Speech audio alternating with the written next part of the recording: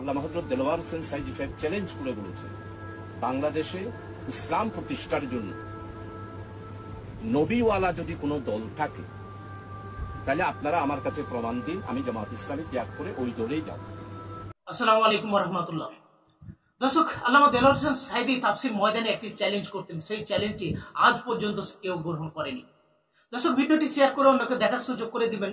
আসলে আল্লামা দেলোয়ার হোসেন সাইদি কি চ্যালেঞ্জ করেছিলেন সেটাই শুনবো সিংহপুরুষ জনাব শাহজাহান চৌধুরীর মুখ থেকে।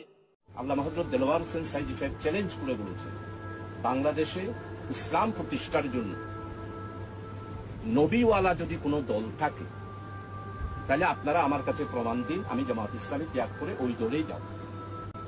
নবীওয়ালা দল এবং নবীর এই পথ অনুসরণ করে একামতে দ্বীনের কাজ করতেছে একমাত্র জামাত ইসলাম। আল্লামা হযরত শহীদ মাওলানা দেলোয়ার হোসেন সাইদি রাহমাতুল্লাহ আলাইহি তাফসীর মাহফিলে এই ঘোষণা করেছেন।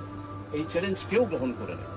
এই জন্য আমাদের এই দলটা হলো একটা সহিহ সালে জামাত এবং নবী মুহাম্মদ রাসূলুল্লাহ সাল্লাল্লাহু আলাইহি ওয়াসাল্লামের সিলসিলা ধরে নবীওয়ালা দল হচ্ছে আমাদের বাংলাদেশ এই জামাত ইসলাম।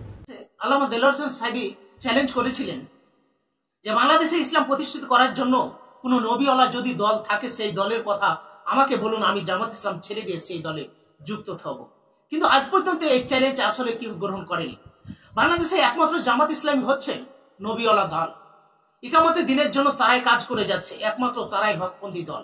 আল্লামা দেলোয়ার হোসেন সাইদির এই চ্যালেঞ্জটি আসলে আজ পর্যন্ত কেউ গ্রহণ করেনি। দর্শক, ভিডিওটি শেয়ার করে অন্যকে দেখার সুযোগ করে দিবেন এবং আল্লামা দেলোয়ার হোসেন সাইদির এই চ্যালেঞ্জ সম্পর্কে আপনাদের মন্তব্য অবশ্যই কমেন্ট সেকশনে জানিয়ে যাবেন।